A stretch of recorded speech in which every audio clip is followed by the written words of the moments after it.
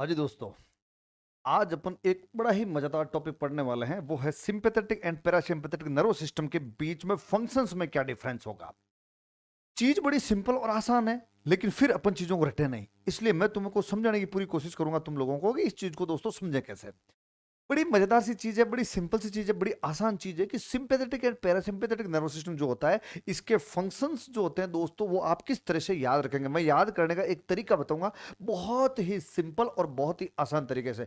एक बात याद कर लोगे तो सारी बातें दोस्तों तुम्हारे सामने बिल्कुल क्लियर हो जाएगी।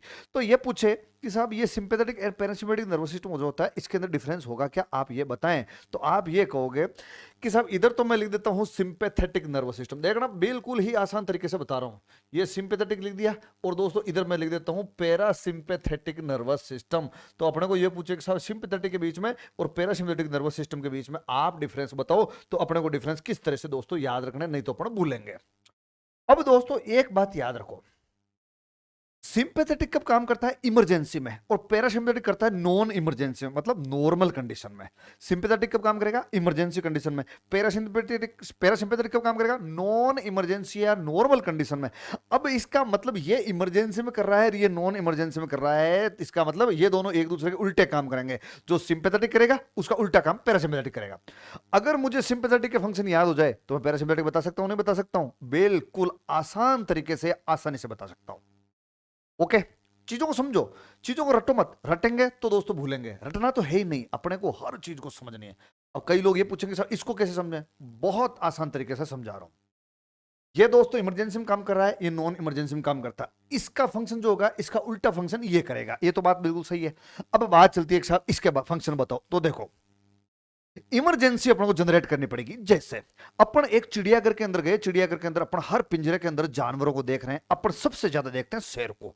शेर को देखते अपने को मजा आ जाता है, शेर को भी मजा आता है अपने को देख करके। अपन जाकर के शेर को देख रहे हैं, शेर मान लो अपने को देख रहा है। अब दोस्तों अचानक शेर के पिंजरे का गेट टूट गया, तो अब क्या होगा। अब अपन सोचेंगे क्या वहां पे कि शेर का मूड क्या है, अगर ये यहां आया तो मैं भाग लूंगा या नींद पे खड़ा हूं, ऐसा होगा नहीं। जो ही पिंजरे का गेट टूटा, अब अपन तुरंत स्पीड पकड़ लेंगे। इसका मतलब अपनी बॉडी अपने को अब बचाने की पूरी कोशिश करेगी। इमरजेंसी कंडीशन है कि नहीं है, बिल्कुल है। अब जो सिस्टम यहां काम करेगा वो कौन सा हो जाएगा, सिंपैथेटिक नर्वस सिस्टम। आप आगे भाग रहे हो, पीछे आपके शेर भाग रहा है, ये अब आपका सिंपैथेटिक नर्वस सिस्टम अब आपको बचाने की पूरी कोशिश कर रहा है। इसका मतलब अब जो सारे के सारे बॉडी में फंक्शन होंगे वो कौन करवा रहा है, सिंपैथेटिक नर्वस सिस्टम। अब सोचते रहना कि आपकी बॉडी आपको बचाना चाहती है शेर से, इसीलिए वो तेज भगा रही है, पीछे शेर भाग रहा है। तो मुझे बताओ दोस्तों, जब अपन भागेंगे तो अपनी हार्ट रेट पे क्या फर्क पड़ेगा। अपन कहेंगे साहब हार्ट रेट इंक्रीज होगी, तो हार्ट रेट को इंक्रीज कौन करता है, सिंपैथेटिक। तो डिक्रीज कौन कर देगा दोस्तों, अपन कहेंगे साहब पैरासिम्पैथेटिक। कोई दिक्कत नहीं। उस समय आपकी रेस्पिरेटरी रेट इंक्रीज होगी, तो मैं कह देता हूं साहब रेस्पिरेटरी रेट को इंक्रीज कौन करता है, सिंपैथेटिक। तो रेस्पिरेटरी रेट को दोस्तों डिक्रीज कौन करेगा, अपन कह देंगे पैरासिम्पैथेटिक। दो फंक्शन समझ में आ गए। अब आप भाग रहे हो तो उस समय आपकी आंखों की प्यूपिल बड़ी होनी चाहिए या बिल्कुल छोटी हो जानी चाहिए, बड़ी होनी चाहिए, ताकि आपको अच्छी तरह से दिखे। भाई पहले से ही अपने को शेर पीछे भाग रहा है, डर है, और आंखें ऊपर से और बंद हो गई तो अपन तो नीचे गिरेंगे, नहीं गिरेंगे। इसलिए उस समय क्या होना चाहिए, आपकी प्यूपिल डायलेट होनी चाहिए, ताकि आपको सब कुछ दिखता रहे। इसका मतलब प्यूपिल को डायलेट कौन करेगा, अपन कहेंगे साहब ये जो होता है सिंपैथेटिक नर्वस सिस्टम, ये प्यूपिल को डायलेट करता है, प्यूपिल को। तो इसका मतलब ये क्या करेगा, ये प्यूपिल को दोस्तों कंस्ट्रिक्ट कर देता है। कोई दिक्कत नहीं। उस समय अगर पूछे कि आपके मुंह से लारें टपकेगी क्या, नहीं। आपके पीछे शेर भाग रहा है, आप आगे भाग रहे हो, तो मुंह से लारें टपकेगी क्या, नहीं टपकेगी। इसका मतलब मुंह सूख जाएगा। इसका मतलब ये क्या करेगा, सेलाइवेशन डिक्रीज करेगा। तो अपन कहेंगे साहब ये क्या करता है, तो आंसर देना साहब ये सेलाइवेशन को डिक्रीज कर देता है। तो दोस्तों ये क्या करेगा, ये सेलाइवेशन को इंक्रीज कर देगा। उस समय आपको पसीना आएगा कि नहीं आएगा, बिल्कुल आएगा। इसका मतलब सिंपैथेटिक नर्वस सिस्टम क्या करता है, स्वेटिंग को बढ़ाएगा। तो अपन कहेंगे साहब ये नर्वस सिस्टम क्या करेगा, अपन कहेंगे साहब ये स्वेटिंग को इंक्रीज करेगा। ये क्या करेगा, अपन कहेंगे साहब ये स्वेटिंग को डिक्रीज करेगा। उस समय आपकी आंखों से आंसू आएंगे कि नहीं आएंगे, बिल्कुल आएंगे, क्योंकि शेर पीछे भाग रहा है। इसका मतलब ये नर्वस सिस्टम क्या करेगा, ये लेक्राइमेशन मतलब आंसुओं को इंक्रीज करेगा, जबकि ये क्या करेगा, लेक्राइमेशन को डिक्रीज करेगा। बताओ यहां तक दोस्तों बात समझ में आई कि नहीं आई, आपको सब बिल्कुल समझ में आ गई, आगे ना। तो अब मैं बात बता रहा हूं जो ध्यान से सुनना है। अब दोस्तों बात ही चलती है तो दोस्तों अपन ने कहा साहब लेक्राइमेशन, तो लेक्राइमेशन इंक्रीज होगा तो इसकी वजह से लेक्राइमेशन डिक्रीज होगा। अब क्वेश्चन ये आता है कार्डियक आउटपुट पे क्या फर्क पड़ेगा। मतलब आपकी कार्डियक आउटपुट क्या होता है, 1 मिनट में हार्ट के द्वारा पंप किए गए ब्लड का वॉल्यूम, और 1 मिनट के अंदर हार्ट पूरी बॉडी के ब्लड को पंप कर देता है। लेकिन आपकी हार्ट रेट बढ़ेगी तो कार्डियक आउटपुट भी बढ़ेगा। इसका मतलब ये क्या करेगा, कार्डियक आउटपुट को बढ़ाता है। तो ये क्या करता है दोस्तों, कार्डियक आउटपुट को डिक्रीज करता है। आगे बात समझ में। अब मुझे बताओ, उस समय आपकी रेस्पिरेटरी रेट बहुत तेज हो रही है। अब मैं कह रहा हूं साहब, अगर मान लो ये ट्रेकिया है और ये ट्रेकिया से यहां एयर जा रही है, ये आपके ब्रोंकस हैं, ये आपके लंग्स हैं। मुझे ये बताओ कि जब एयर यहां पे ब्रोंकस से लंग्स में जा रही है, उस समय आपके ब्रोंकस डायलेट होंगे या कंस्ट्रिक्ट हो जाएंगे। तो अपन कहेंगे साहब उस समय तो अपन को सांस बहुत तेज लेनी है। तो जब सांस बहुत तेज लेनी है तो आपके ब्रोंकस फुल खुले होने चाहिए कि नहीं होने चाहिए, फुल खुले होने चाहिए। अगर ये कंस्ट्रिक्ट हो गए तो अपने को तो सांस नहीं आएगा, तो गिरेंगे। इसका मतलब ये क्या करेगा, ब्रोंकस को डायलेट करेगा। इसलिए दोस्तों इसका काम होता है ब्रोंको डायलेशन। तो इसका क्या हो जाएगा, अपन कहेंगे साहब इसका हो जाएगा ब्रोंको कंस्ट्रिक्शन। होगा कि नहीं होगा, बिल्कुल होगा। उस समय आपकी बॉडी में ग्लूकोज का लेवल ज्यादा होना चाहिए। तो इस समय दोस्तों आपकी बॉडी में ग्लूकोज का लेवल ज्यादा होना चाहिए, तभी तो आप बच पाओगे, तेज भाग पाओगे। इसका मतलब ये क्या करेगा, ये ग्लूकोज के लेवल को बढ़ाता है, ये ग्लूकोज के लेवल को दोस्तों कम करेगा अपनी बॉडी में। अब क्वेश्चन ये पूछ ले कि उस समय आपकी इंटेस्टाइन के मूवमेंट फास्ट होंगे या स्लो। अब देखो, अपन खाना खा के गए, अपन खाना खा के गए, और जो भूखा, कोई भूखे पेट जा रहा है क्या शेर को देखने, खाना खा के जाएंगे ना अपन। अपन खाना खा के गए। अब मुझे बताओ कि अगर अपन भाग रहे हैं और अपने इंटेस्टाइन भी साथ साथ में फास्ट भागने लग गई, तो अपना तो फूड सारा का सारा आगे लार्ज इंटेस्टाइन में चला जाएगा, एब्जॉर्प्शन भी नहीं होगा। अपन क्या चाहते हैं कि अपने को एनर्जी मिलती रहे और ग्लूकोज एब्जॉर्ब हो उस फूड से। इसका मतलब फूड को वहीं पे रोक के रखेंगे, नहीं रखेंगे, ताकि ग्लूकोज मैक्सिमम अपन खींच सकें, बिल्कुल रोक के रखेंगे। तो जब ग्लूकोज वहां पे फूड को रोक के रखेंगे तो इंटेस्टाइनल मूवमेंट इंक्रीज होंगे, डिक्रीज, डिक्रीज। इसका मतलब ये क्या करता है, ये इंटेस्टाइनल मूवमेंट्स को, ये दोस्तों इंटेस्टाइनल मूवमेंट को डिक्रीज करेगा, जबकि ये इंटेस्टाइनल मूवमेंट को इंक्रीज करेगा। उस समय आपकी इंटेस्टाइन के जो स्फिंक्टर्स हैं, स्फिंक्टर मतलब जो वॉल की तरह काम करते हैं, वो स्फिंक्टर खुले होंगे या बंद होंगे। अपन कहेंगे सब, अगर स्फिंक्टर खुल गए तो फूड आगे चला जाएगा, स्फिंक्टर बंद रहेंगे तो फूड वहीं रहेगा। इसका मतलब ये हो गया कि ये क्या करेगा, ये स्फिंक्टर जो होते हैं उसको क्या करेगा, कंस्ट्रिक्ट करेगा, और ये क्या करेगा दोस्तों, स्फिंक्टर्स को डायलेट करेगा। आई बात समझ में, बिल्कुल सही है। अब क्वेश्चन ये पूछे कि उस समय यूरिनेशन पे क्या फर्क पड़ेगा।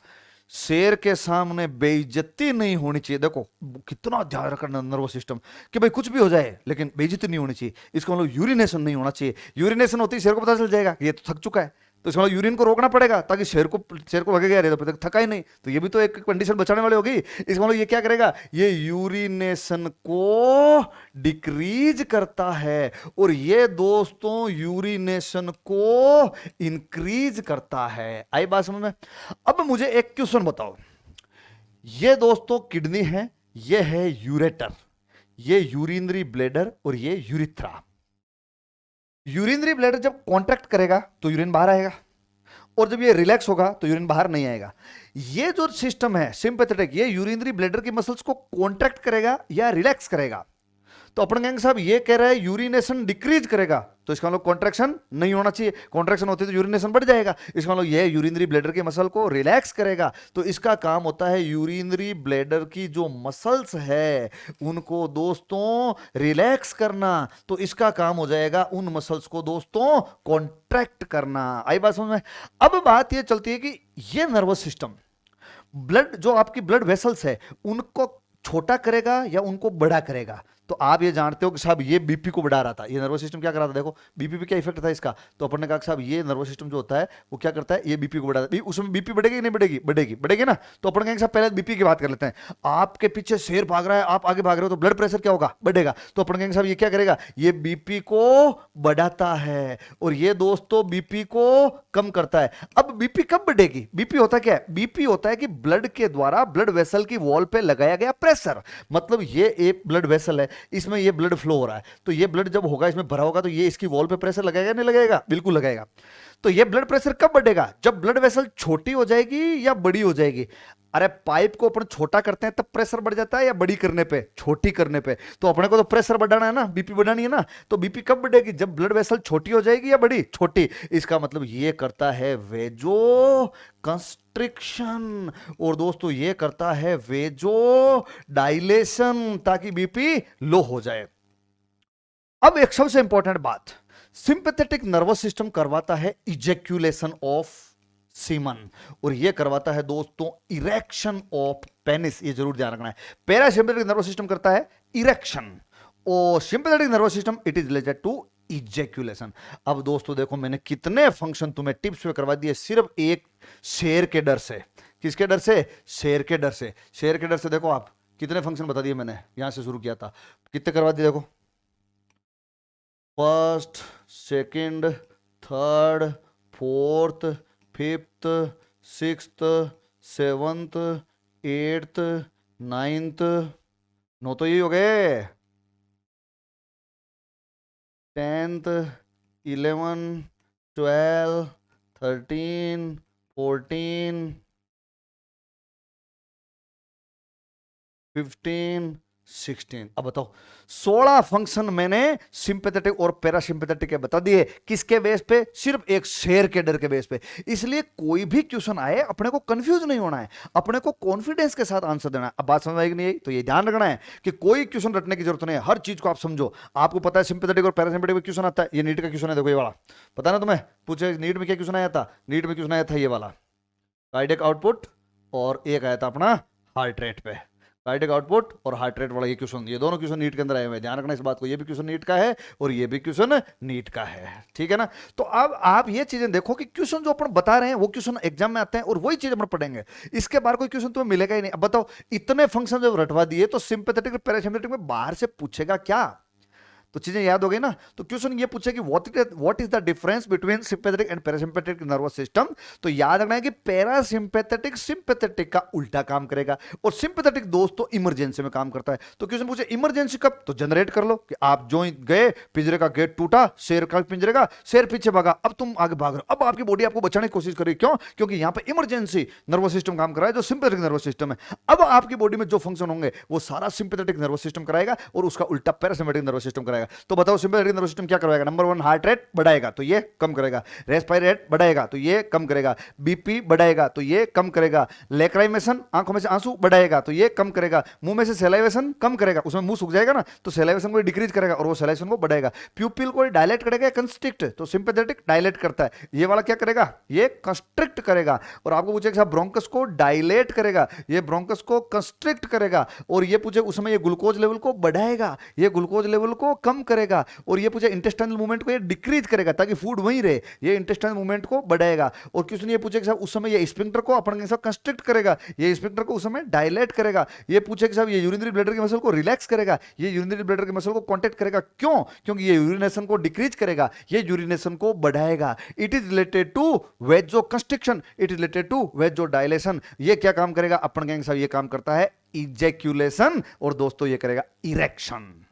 सारे टिप्स हो गए फंक्शन, तो ये याद रखना, these are the difference between sympathetic and parasympathetic nervous system. Okay dear, बाकी देखेंगे अपन नेक्स्ट क्लास में। थैंक यू दोस्तों। अब तुम्हें इस वीडियो से रिलेटेड एक प्रैक्टिस शीट दी जा रही है,